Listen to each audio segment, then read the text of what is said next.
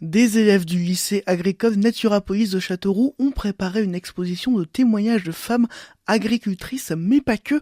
Pour en parler, nous sommes avec Alexandra Audouin, professeure d'éducation socioculturelle au lycée Naturapolis. RCF en Berry, Hugo Sastre. Alexandra Audouin, en quoi consiste exactement cette exposition ? Une exposition à la fois photo et puis avec des paroles, des témoignages de ces femmes. Les élèves ont rencontré sur le terrain un peu plus d'une vingtaine de femmes qui sont parfois agricultrices, éleveuses, parfois céréalières, parfois vétérinaires, une avocate, inséminatrice, un grand nombre de professions qui sont pas forcément des professions féminines et donc sont allées les interviewer, prendre des photos, en général plutôt de ces personnes quand elles travaillent.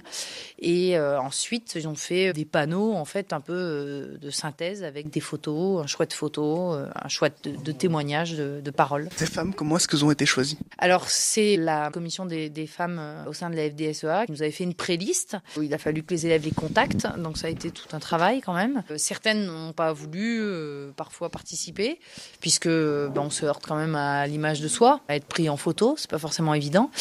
Du coup, parfois, les jeunes ont aussi trouvé des témoins eux-mêmes, soit des personnes qu'ils connaissaient, des maîtres de stage, voilà, et qu'ils ont du coup intégrés au projet. Ces femmes viennent de différents milieux, mais elles ont aussi des âges très différents. Voilà, il y a toutes les générations. Donc l'idée de ce travail, ça a été l'occasion de changer le regard qu'on peut avoir envers les femmes agricultrices ? Oui, il s'agit de montrer qu'une femme peut faire un métier dans l'agriculture au même titre qu'un homme, avec, comme toute personne, des points forts, des points faibles, des forces, des faiblesses, mais qu'en tout cas, c'est pas parce qu'on est une femme qu'on peut pas être agricultrice, réussir. Peut être, parce qu'aujourd'hui, c'est un métier où avant tout, ce sont des chefs d'entreprise, les agricultrices, et après, dans les autres métiers, voilà, c'est des personnes qui ont des missions, et c'est pas parce qu'on est une femme qu'on peut pas le faire. Les femmes dans l'agriculture, est-ce qu'elles sont moins valorisées que les hommes, du coup ? Je pense que les femmes qu'on a rencontrées, elles ont du caractère, et du coup, elles savent s'imposer, mais quand même, dans la société, je pense que la femme est parfois un peu dévalorisée. Voilà, c'est une femme, donc elle peut pas forcément... Il y a quand même, je pense, quelques préjugés au départ. Par contre, c'est vrai que il me semble que le travail qu'on va renvoyer, au final, il montrera quand même des femmes qui ont du caractère, qui se sont imposées, qui en parlent souvent. C'est des femmes passionnées, qui ont relevé des défis. Voilà, quelques paroles un peu fortes. Prochaine étape, c'est aller au salon d'agriculture, c'est ça ? Voilà, là, on est en train de finaliser les panneaux qui seront exposés. Et donc,